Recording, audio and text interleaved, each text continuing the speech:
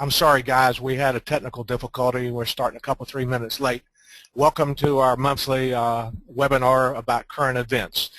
This is the truck stop. As you know, we present them every Thursday at 2 p.m. This webinar is an industry update. It's not our CE webinars. Our CE webinars are provided the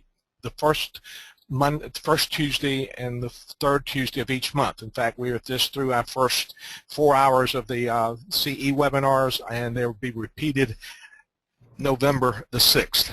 If you're interested in for CE credit, you contact our website at trs@ibci.net. Beth, can you switch the screens for me here? It's moved. Oh boy. Well, I lost the screen. Okay, if you have any questions, please type them in the chat section of the webinar, and let us know that, or give us an email. If you have a problem with this, you can call our 800 number, 8741-4084, and we'll try to take care of any problems that we might have in that. Next page. We're looking at this brokerage under the MAP-21. The requirement to meet these became effective October 1st this year, which was about 10 days ago, and we want to address this. I'm using a material that was produced by Jay Taylor, attorney of ours who is a honorary member of the Motor Carriers Insurance Education Foundation, and I thank him for allowing me to use this material that he presented with me at another location. Let's look at this act very briefly. The MAP-21, its actual title is the Moving Ahead for Progress in the 21st Century. It was signed by President Obama in June 6, 2012 that had a lot of provisions in it.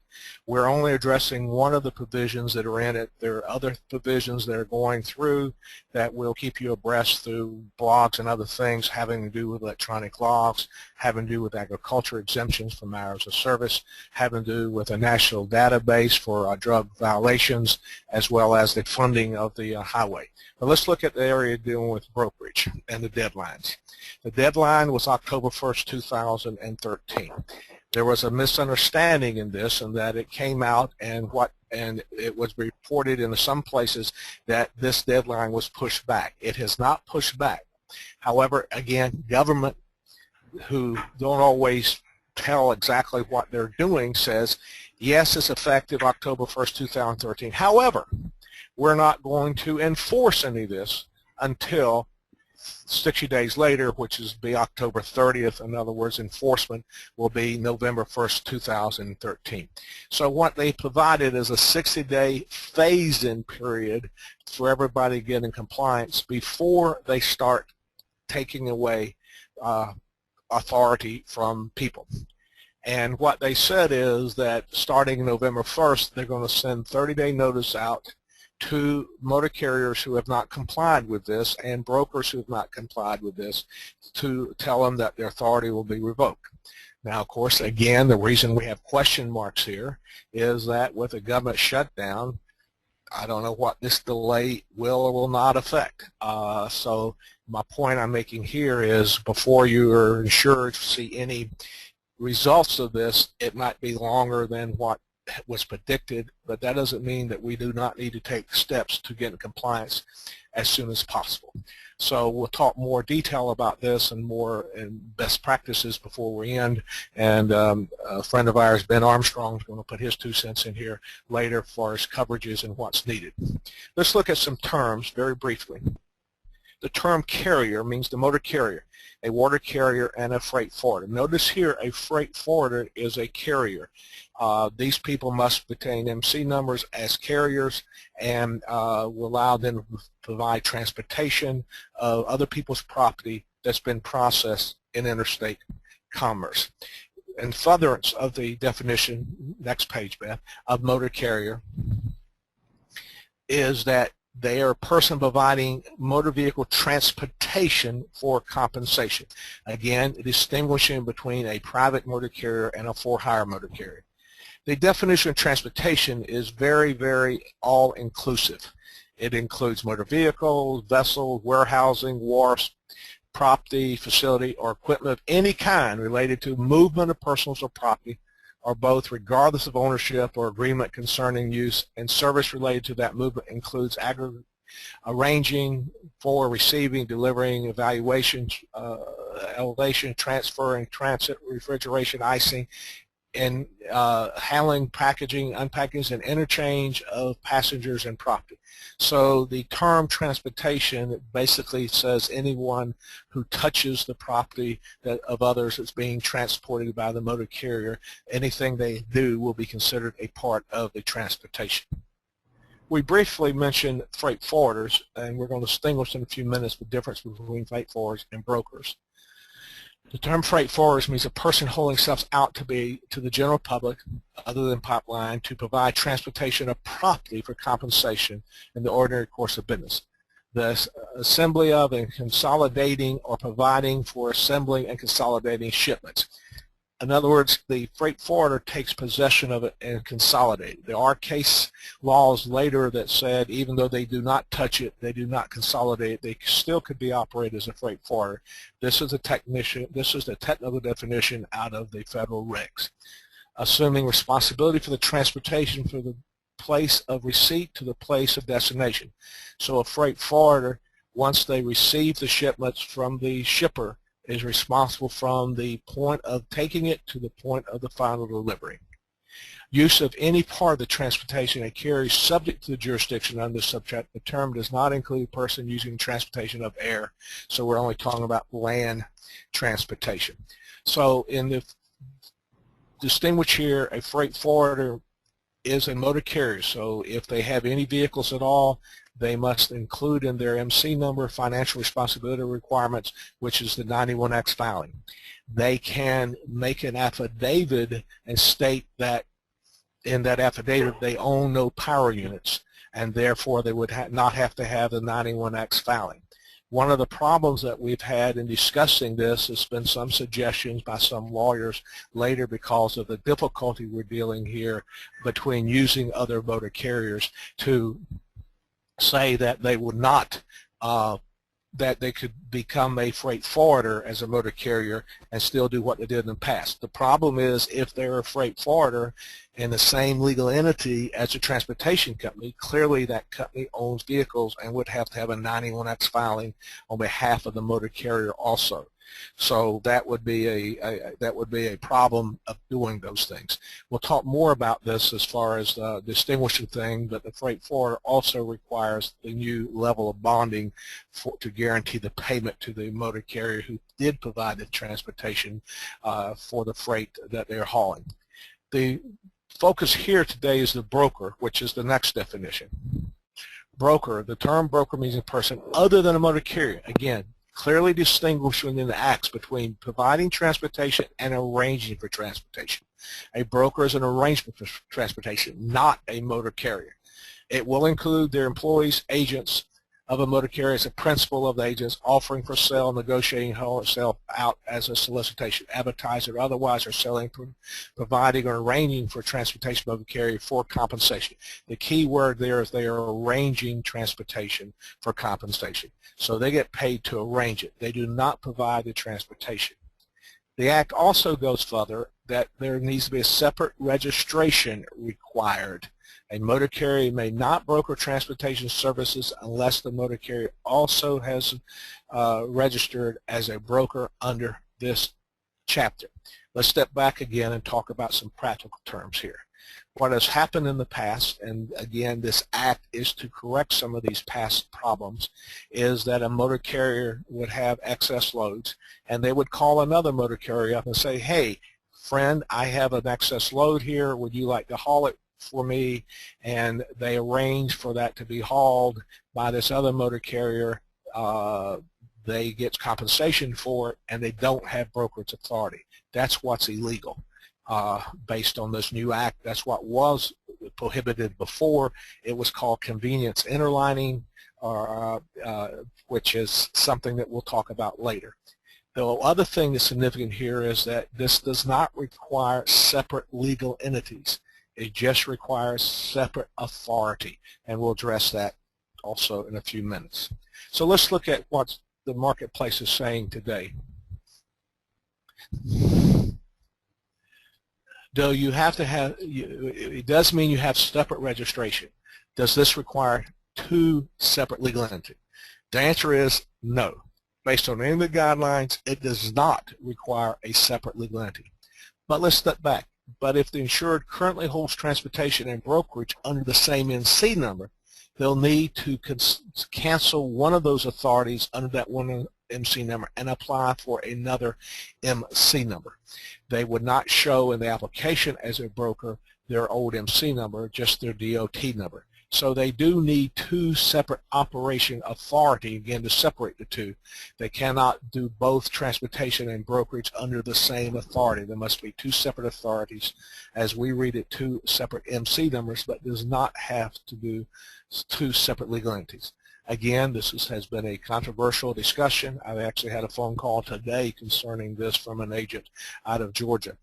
But we'll talk a minute about how this not having two separate entities is not the best practice and requires and presents some insurability problems, but we'll talk about that in a few minutes.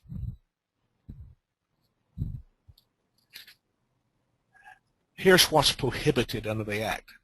A broker shall not perform or offer to perform any brokerage service, including advertisement, any name other than that which it is registered to issue it, meaning the broker authority name they use to apply to the federal government for brokerage authority. A broker shall not directly or indirectly represent itself to be that of a carrier in any advertisement showing the broker status of operation. So what has happened and what we hear that's happened, again, this law has been designed to prohibit or to limit this, is a call that I had the other day from a good friend of ours about a customer he has who has both brokerage and transportation authority in the same name. And they said, Tommy, what do we have to do? And I said, well, why do you have it in the same name? And they said, well, because the people we're hauling for do not want us to broker loads. They will only pay us as a transportation company. Yet I do not have enough trucks to provide the transportation needed, so I then broker loads. And yet the payment is made not to the brokerage company but to the transportation company. This is exactly what this law is trying to do away with, that misrepresentation. In other words, the shipper who provided the load does not know whether the person they're dealing with is doing this as a motor carrier, which in most cases would have wheels and assets, versus a non-asset entity like a broker. So this is the thing that this is trying to clear up.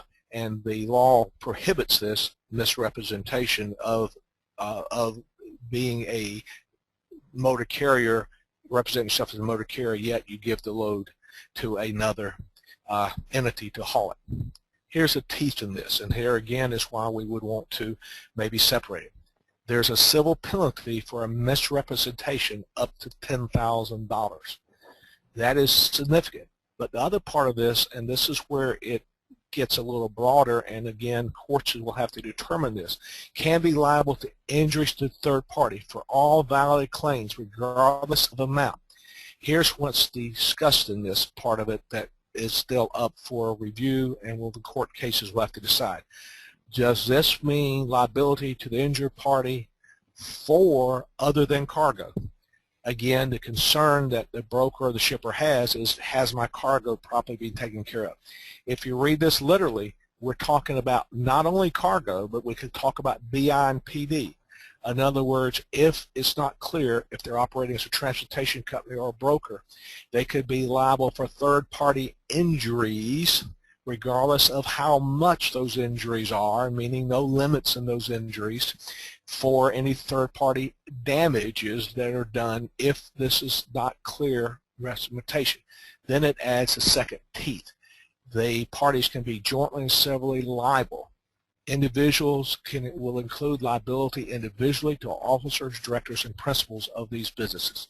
So if it's not clear between dealing with customers of your insureds that I am operating as a transportation company or I'm operating as a brokerage company, if that is muddy, if that is not clear in the shipper's mind, then they could have a recourse where they would be subject to a civil penalty of $10,000, and if an auto accident happened or cargo got damaged, there could be liability imposed upon them because of this misrepresentation, and that liability could go down, is not protected by corporate veil. And thirdly is that attorney fees can be awarded too, which gives the plaintiff's attorneys incentive to bring suits arranging of these things. A good friend of ours, Greg Fury, out of Indianapolis, has written a piece concerning a newsletter he published on this new act that gives us some insight. For the sake of time, I won't read it all, but the agency will issue a second MC number to a new applicant for dual authority. Again, we already talked about it. You have to have both transportation authority and brokerage authority, which will require a second MC number. There is a little controversy about this only because as this happened, the Uniform Carrier Registration System also was announced, and the Uniform Carrier Registration System, which will be phased in over the next 2 years, will do away with all MC numbers. So here's a part of the conflict here that whether the second MC number, and again, is going to be done away with in the foreseeable future, but that again is the government stepping on each other's toes. But anyway, but you do have to have separate MC number. Separate legal entities are not required, as we said before, for each. You can have it all within one legal entity, but you have to have the two MC numbers. The next letter, Beth. The bond issue is something that you all have been dealing with, and you know the bond issue has been raised to $75,000. This issue of the bond is significant. A lot of people do not know what this bond pays for. This bond pays for the transportation being provided by the motor carrier the broker arranged the load for. The bond does not protect the public. It only covers the trucker who hauled the load if they did not get paid by the broker for hauling the load. Sometimes the reason they didn't get paid is because of the broker being fraudulent, not having income there, cheating the public. This has happened often. When that's happened sometimes, the motor carrier goes back to the shipper and says, shipper, I need to be paid for the transportation. And the shipper said, I already paid the broker. And there have been some court cases that have said, okay, shipper, that's okay, but you have to pay the trucker. So this is one reason why this law was passed, and the funds or the liability was increased to guarantee that won't happen again. And the second thing is sometimes the trucker does not get paid because they don't have a clean receipt for the delivery of the product or the cargo that they're hauling, meaning that there's a shortages or damages that are done, and sometimes that delays payment. Those things will be addressed by the $75,000 bond, and those are things area. The enforcement timeline for the $75,000, that's what was pushed back from October 1st to November 1st. They also represented as Greg Fury says, unauthorized brokerage by motor carrier. The FMCA acknowledged that does not have mechanics to monitor these compliances in this area, and that they require the separate brokerage authority. This notice invites aggravated parties to file complaints against motor carriers that are brokering freight through the National Consumer Complaint Database. So what they're saying is we really don't have the ability to enforce more than just the bond issue, but if you see this happening, we encourage you to let us know about it so we can take actions. One of the things that they used to do in the past is what's called convenience interlining. This goes back to where a shipper takes part of the load and then gives it to somebody else.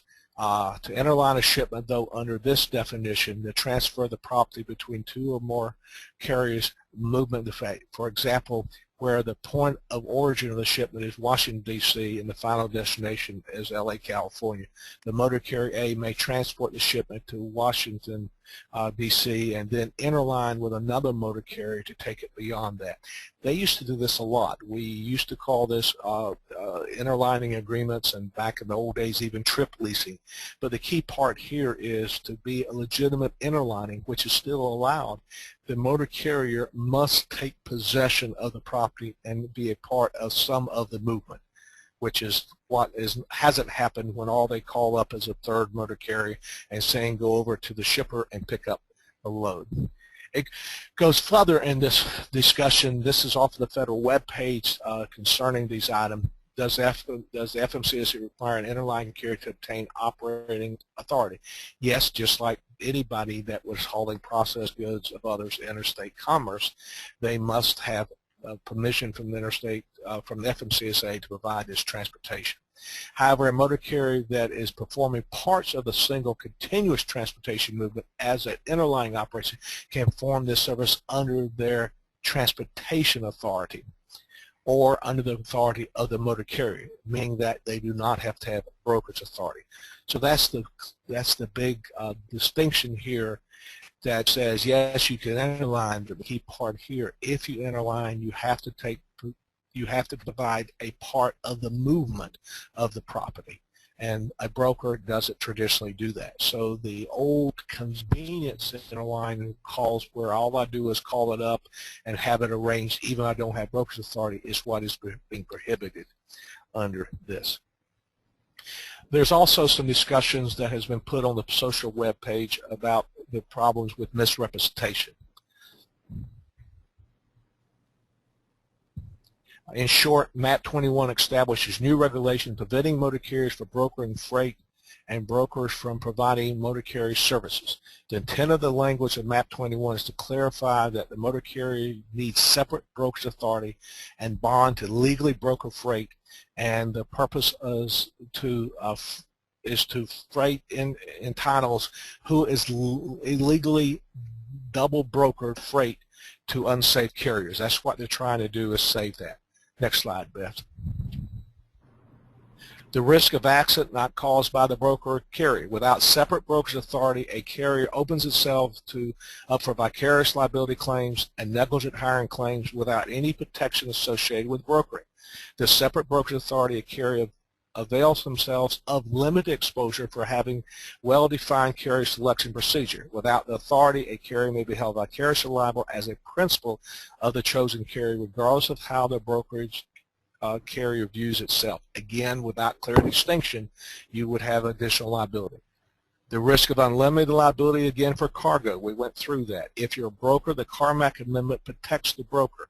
But if you're not a broker, meaning it's not clear, then you do not have the protection there. And then the final thing, the risk of non-coverage under insurance policies. Some of these, read the cargo policies in particular, you have the provisions in it that for the cargo policy to react, the bill of lading must be in the motor carrier hauling the load. Well, if I represent myself as a motor carrier and the bill of lading's in my name and I give it to a second party to haul it, that second party who's hauling it might not have cargo coverage for that because the bill of lading was not in their name, it was in the originating carrier name. Those are all the downsides to not clearly distinguish yourself. Am I a trucking company or am I a broker company? So let's talk about what the best practices are. Why would an insurer not want to have separate legal entities? An LLC, it cannot be for tax purposes. An LLC or a subchapter S, all those income and expenses are passed down to the entity that owns it, so there's no concern there. Yeah, there might be a $500 or $1,000 additional fees for accounting. A typical broker has no real assets to transfer over other than cash, because a broker has obviously office space and those things, but no wheels, no real assets.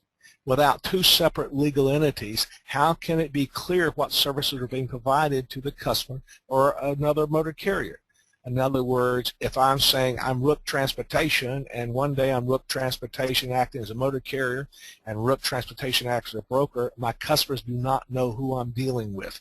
And if there's not separate phone lines, separate individuals dealing here, the gray area is there. And that's the danger. If it's gray and something catastrophic happens, then the doors are open for a lot of legal stuff. So the best practice, as we see it and recommended by every attorney that I'm dealing with in this arena, is two legal entities are the best way. This protects the asset. It makes clear what service is being provided. It makes it easier to insure also. So it's our recommendation to have two different legal assets, two different legal entities, one with Transportation Authority and one with Motor Carriers Authority, and our suggestion is do this quickly. The bonds have been increased from $10,000 to $750,000. Again, it pays the motor carrier who the broker provided the load to for the freight if the broker did not pay. It's now, the question was, how easy is this to meet this requirement? Surprisingly, what we're finding is that it actually becomes easier at the $75,000 level than what it was reported to be at the $10,000 level. There's a lot of people out there who are providing these bonds with a lot of far less stringent underwriting and or requirements that were before. The Motor Carriers Insurance Education Foundation, next page, Beth, has arranged for its members to provide these bonds at $75,000 to brokers. The underwriting will be based on the credit worthiness of the owner and or the brokerage company. There is no security requirement. The base fee is 3%. If they do not have sound credit rating, then that fee could go up. There is some discounts depending on who the associations they're a member of and what kind of ethics standards they are associated with these associations. If you're interested in the bonding program, it's being done by our friends SAB out of Miami, that you can email us at our website that we're interested in the bonding part of it. Now, with all that said, I'm going to turn the presentation over to a dear friend of ours, Ben Armistead. He's a partner with Greenwich Transportation Underwriters, Inc., and they're part of their commercial. They're located in Tennessee. Ben has been very active in providing insurance products to brokers, and he has done this for a lot of retail agents, and he has a lot of thoughts in this area, and also we'll talk about the insurance requirements of the area. Ben, are you there? Yes, sir, I am. Thank you, Tommy. It's an honor to be here. I'm not as eloquent or as good a speaker as Tommy, so I hope you'll bear with me. We deal with retailers and wholesalers nationally, so if you need some help in the future, by all means contact us. But wanted to go over with you the underwriting of truck brokers, and the first slide basically comments on why the growth of truck brokers, and you may or may not be aware, but that 40% of the freight last year was actually moved through a freight intermediary. And that's not necessarily a truck broker, but what it basically says is that a middleman was involved in the overall transaction. Tommy, is that you breathing there? Go ahead. Sorry about that. I just thought I might help. So what's been driving that are the economic issues, the driver shortage that everybody's aware of, trucking capacity shortages, and infrastructure challenges. Interestingly enough, about infrastructure challenges, I read a report that since 1980, there's been a 10% increase in the number of roads, whereas since 1980 there's been double the utilization. So people are having a hard time. You'll see traffic jams not only in Atlanta and New York, but you'll see them in Nashville and Louisville, and brokers are helping find solutions. So next slide, please. One of the real challenges in underwriting a truck broker is very few people are unfamiliar that there's more than one freight intermediary involved in the supply chain. There can be a truck broker, which Tommy defined well, and a freight forwarder also, which Tommy defined well. A 3PL is a third-party logistics operation that does things like warehousing, putting on labels, and provides more complete services.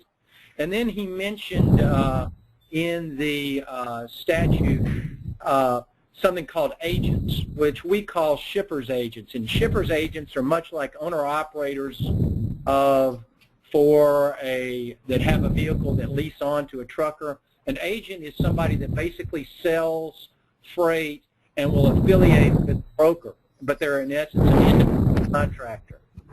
So few people are aware of that. If you'll go to the next slide, please. The insurances that are offered truck brokers are numerous, but I put together this just as far as a sheet so that you could refer to what's being offered. You've got contingent cargo, E&O, excess cargo, shipper's interest, identity theft, GL, contingent auto, even though it's done better through truck broker liability, and excess auto liability. So just to comment on those specifically, briefly, contingent cargo, what people are looking for, and there are a variety of contingent cargo forms.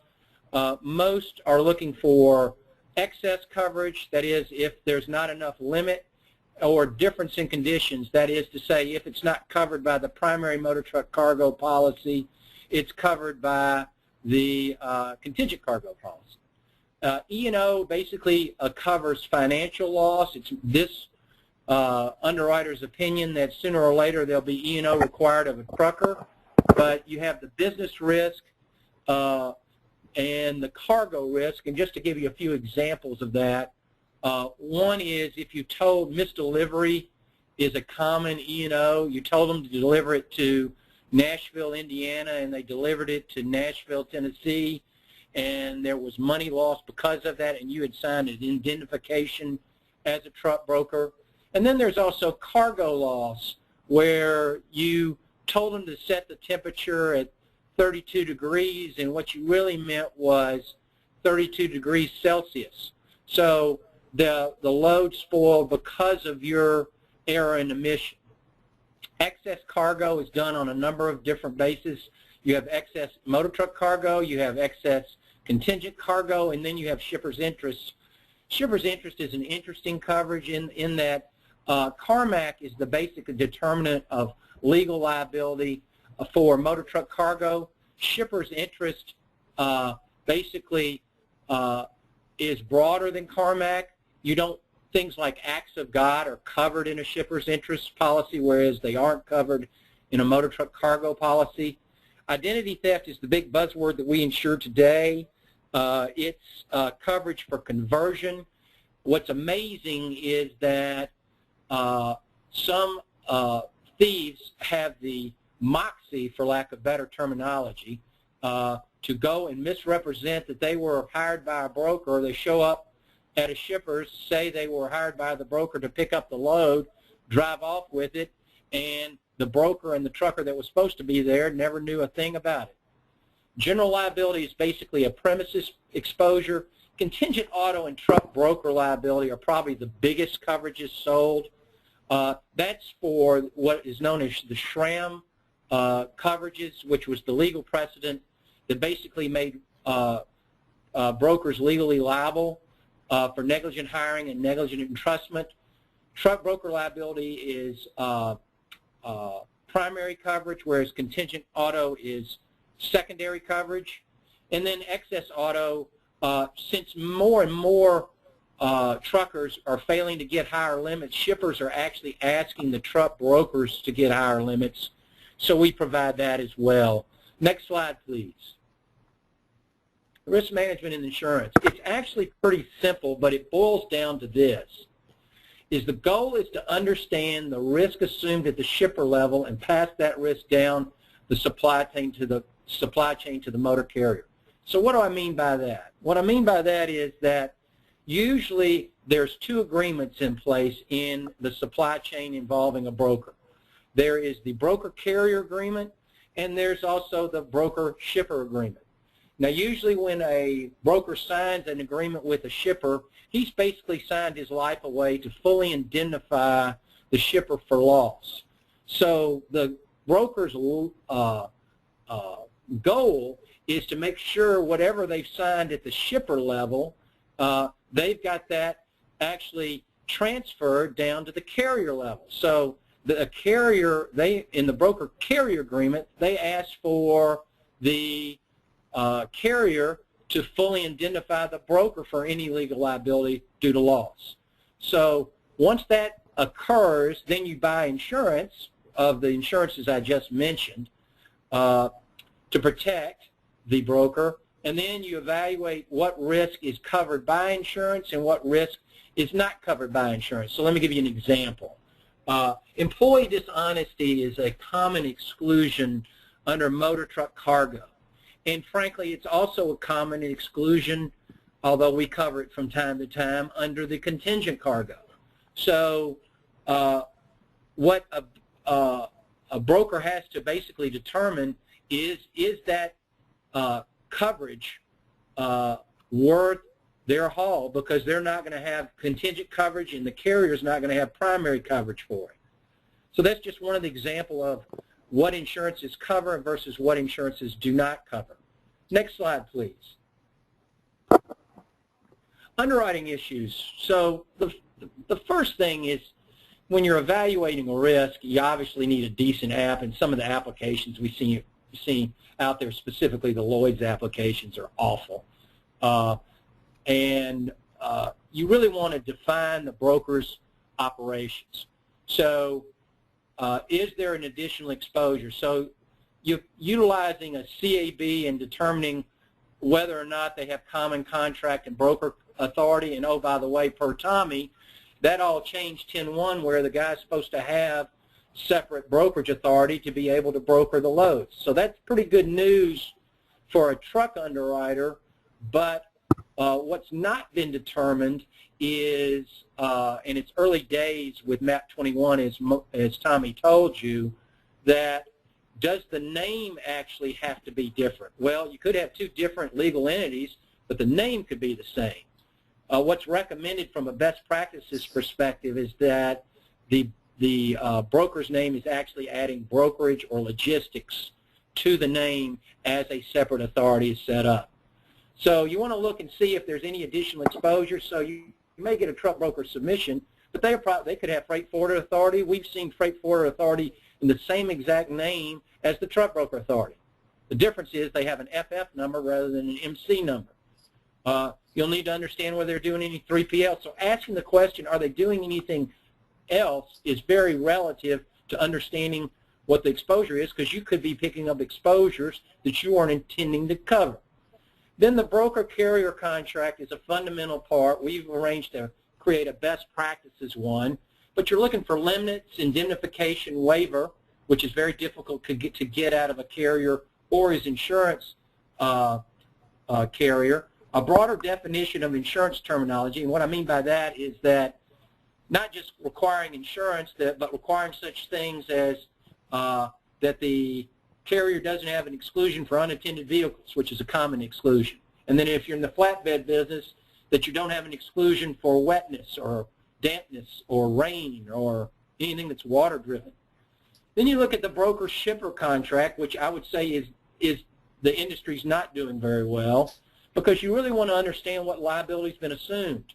And there are a lot of broker-shipper contracts where Tommy talked about, I believe it was on slide 12, in case you guys get a copy of this PowerPoint, but it basically commented that the shipper could not hold themselves, excuse me, the broker could not hold themselves out to be a carrier. Well, we see a lot of broker-shipper contracts where the shipper is actually holding the broker to be a carrier. So that's going to get them in Dutch in a New York minute. So, and the biggest exposure from a brokering issue, which nobody's aware of, is a lot of brokers are actually brokering to their sister carrier. And when they do that, you are basically stacking limits. So what do I mean by that? So you got XYZ Trucking and XYZ Broker, and XYZ Broker is brokering to others, but he also brokers back to XYZ Trucking. So at the end of the day, a fatality happens and everybody gets sued. One of the bases for determining negligence is that A broker is supposed to be an independent contractor when a load is being transacted. But if he's brokering to himself, then at the end of the day, it's very hard to show that independent contractor status. And if you think they're not stacking limits, you would be very mistaken. Next slide, please. So carrier qualification issues. The biggest exposures in Schramm, Spurl, and other decisions has been in the negligence due to carrier selection. So that specifically has to do with negligent hiring, negligent entrustment, and the vicarious liability that goes with that. So how do you vet a carrier? Well, the first thing is you require a best practices broker-carrier contract. So if you're not underwriting the contract, you really don't know what you're doing. Then the establishment of certain carrier standards. So what we do is we raise the bar. Every broker just wants to be able to sign up a trucker and run on down the road and worry about the legal liability aspects later. But you care about the safety rating. And by the way, we have the database. One of the things we do is we have the database nationally on all 185,000 truckers out of the $500,000 database. And just so you know, there are only 70 carriers that have an unsatisfactory DOT safety rating, and those guys will be put out of business shortly. There are roughly about 3,000 to 4,000 carriers with a conditional rating. So the question would be, if you've got 3,000 to 4,000 carriers out of 185 to 190,000, why would you use them if you're brokering a load when 96% of the carriers don't have that rating? Then obviously we care about the carrier's AM best rating. And you would be surprised, but there are only about 4,000 carriers that actually have a less than A-rated best rating. With Gramercy going into runoff, and I can't remember what the other one was, it started with the G Gateway, out of the business. The game is that a best rating basically conveys the carrier quality. So if they've got a B-rated carrier or worse, or a risk retention group, you shouldn't want them. Then CSA thresholds, and CSA is, if you follow transportation, is probably the most talked about subject. And CSA stands for Compliance, Safety, and Accountability, and I know Tommy's taught that many times. And there's 5 out of 7 thresholds available to the marketplace. 2 of those, driver fitness and drug testing, have actually been thought to not actually correlate to crash incidents. But the challenge is that you just can't throw them out the window. CSA thresholds are providing an algorithm as set forth by the Department of Transportation to evaluate the safety of a trucker. So if somebody's just over the threshold and has an alert, that's a little different than somebody that's got a 99 score for, say, driver fitness. So anyway, they're relative. CAB rating is a relative situation.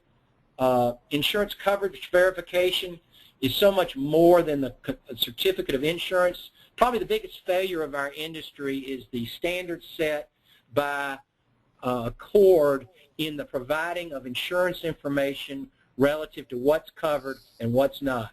And when you get a certificate of insurance showing cargo insurance, you don't know whether it's all risk, you don't know what's covered or not, you don't know if there's a commodity exclusion for copper or for liquor, or there's a sublimit, or if there's an unattended vehicle exclusion. So unless you actually ask, you don't have a clue. Next slide, please.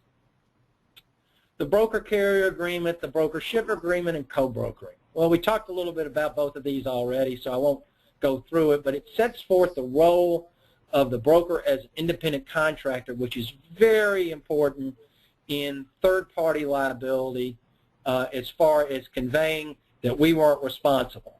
So then the broker-shipper agreement, and the idea there is obviously is limiting the indemnification, the full indemnification, and co-brokering agreement. One of the things that's not understood is the difference between co-brokering and double brokering. And double brokering is the unauthorized use of hiring a carrier who doesn't tell you and hires another carrier to haul the load. Double brokering is supposed to be prohibited and chargeable by those fines that Tommy told you after October 1. It's a flat no-no, so that anybody that sanctions that or authorizes that is an issue. And one of the underwriting things we look at is we get a copy of the those insureds that are less than 5 units to have brokerage authority because their tendency to double broker the freight is high. Co-brokering is where one broker actually brokers to another. That is viewed as still a going concern, even though, in my opinion, MAP-21 was trying to preempt that. And so when we get the carrier list, we find out that they're actually brokering to another broker. And we find that C.H. Robinson, the nation's largest broker, is actually brokering to other brokers. You would be stunned. So the question would be, what would be the legal liability and who's actually hiring the carrier? If our broker is actually brokering to another broker, we don't have a clue what carrier they're hiring. So that's a very important facet in the underwriting of it. Next slide, please. Did I lose you? There we go. Common underwriting pitfalls. Bill of lading. That's probably the biggest out there.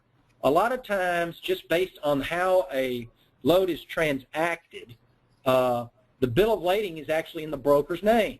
Well, if the bill of lading is in the broker's name, the broker is representing themselves as a carrier. Now, the broker can say, we did not sanction that and we don't have an agreement to do that.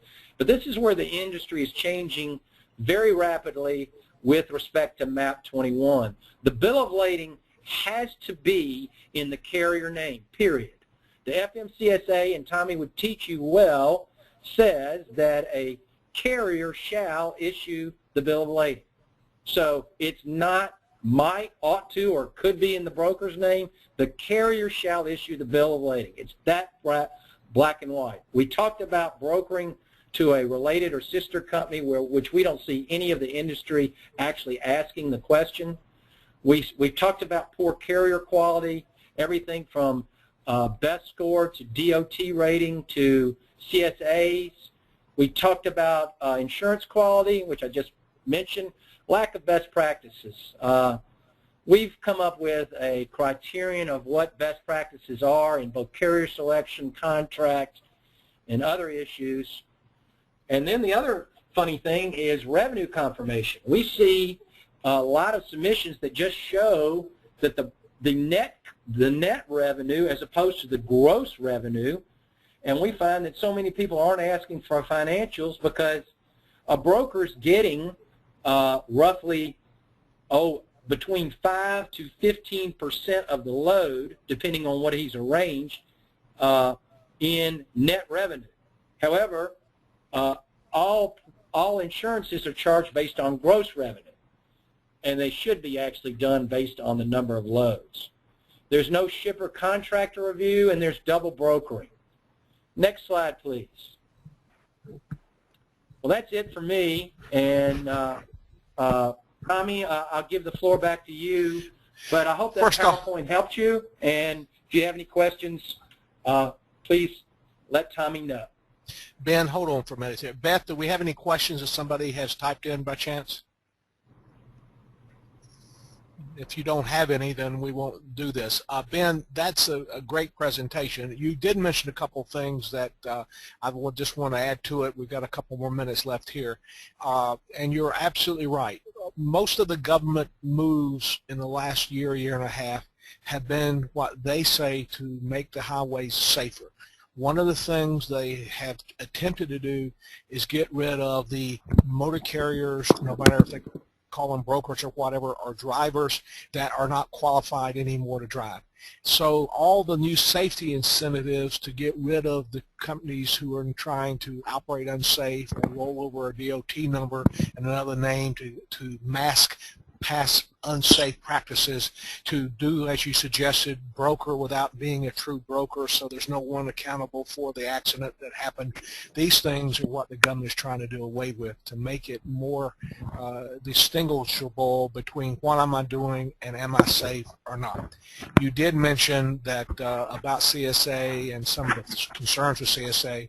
I want to remind the people here that our annual conference that we'll be having on October 23rd and 24th, in a couple of weeks, we'll spend about half of the time on CSA and how to determine the CSA ratings and how to help your insureds improve their CSA rating. You also mentioned CAB. Also at the annual conference, we're going to do a couple of hours of discussion about the value of CAB and what it brings to the underwriting process and to the ability to make sure the trucker that we're dealing with is a true trucker. I totally agree with you that the separation of the legal entities is something that I would encourage all insurers to do. In fact, in that discussion I did earlier where the agent, a friend of mine, called up about their insured, and he told me why he was not wanting a separate legal entity, and my comment was, again, that's exactly what this law is trying to prohibit, because you're masking who you're operating at. So anyone who is unwilling to do these separate legal entities, in a lot of cases, is because they're trying to mask how they're operating with their customers, and this MAP-21 is directly flying in the face of that to stop all those things. If you all have any questions or comments, you can email them to us at trs@ibci.net or call us at 800-741-4084. The next truck stop we'll do is November 14th, 2013. I hope everybody has a good week. Ben, thank you a lot for helping on this and participating in this. He's a great source of information, not only of the industry, but the type of coverages that are available and the type of coverages that your insurance needs if they have brokerage authority. Ben, thank you a lot. We're out of this, guys. I enjoyed it. Thank you. We're done.